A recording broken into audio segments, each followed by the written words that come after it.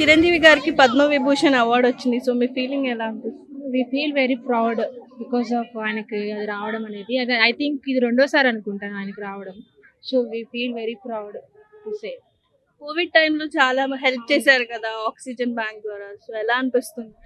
ఆయన ఫస్ట్ నుంచి అందరికి లేదు అంటే హెల్ప్ ముందు వచ్చి హెల్ప్ చేసే పర్సన్ యాక్చువల్గా. అందుకే he is very great person and will be very proud.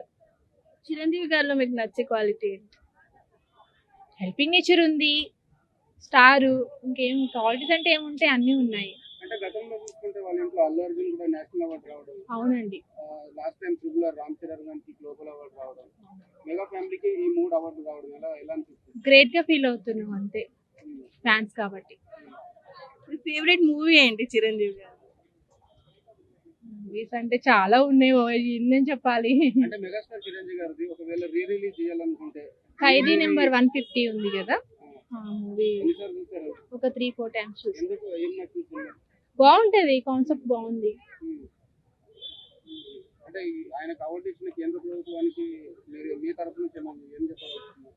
ఏం చెప్తాం, థ్యాంక్స్ చెప్తాం, ఇంకేం చెప్పాలి. బిగ్ థ్యాంక్స్ చెప్తాం.